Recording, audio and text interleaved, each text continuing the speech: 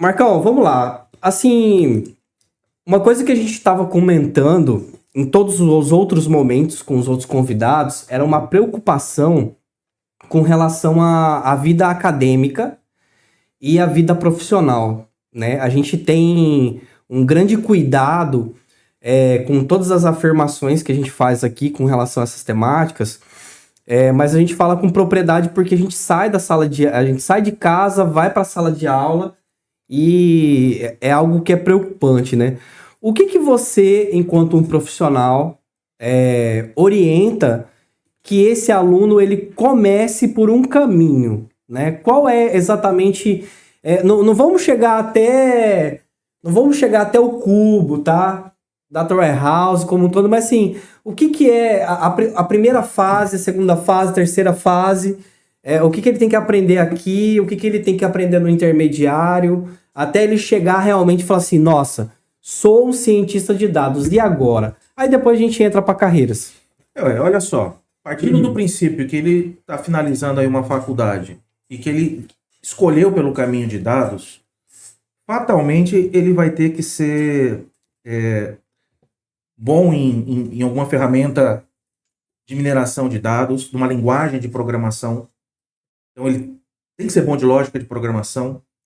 Vai ter que estudar um Python da vida para poder minerar dados, extrair, conferir. Por que eu digo Python? Porque é gratuito e você consegue acessar qualquer coisa que você queira, de hardware, a IA, a base de dados, a PDF, Excel, para que ele consiga extrair.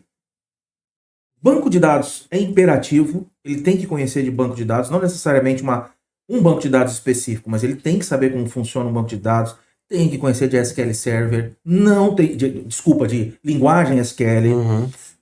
Estava falando de banco de dados, eu lembrei de SQL Server. De linguagem SQL, tudo até hoje se baseia em SQL. Não tem jeito. Então ele tem que saber fazer uma query, ele tem que saber extrair dados. Se não for por select, ele vai sair por Python. Então ele tem que ter as ferramentas que ele consiga acessar os dados. E hoje em dia ainda está um pouco mais complexo, porque antigamente você só acessava dados estruturados. Hoje não. O volume é muito grande de dados não estruturados. Então, assim, resumindo, lógica de programação, banco de dados, linguagem SQL, para começar a bater o papo. Esse é o cara da faculdade. Esse é o cara da faculdade. Foi para o mercado, aí ele vai ter dois caminhos para seguir. Se ele for para a parte de análise de dados, que é você gerar indicadores, gerar gráficos, estratégias em cima de dados já prontos, já preparados. Então a gente considera esse o cara, vamos dar um nome para ele, que hoje o mercado utiliza, é o analista de dados, que muita gente chama de analista de BI, desenvolvedor de BI, é tudo a mesma coisa. O analista de dados, ele vai precisar de uma ferramenta de BI, preferência duas, porque eu digo, a ferramenta, qual que é a melhor ferramenta de BI?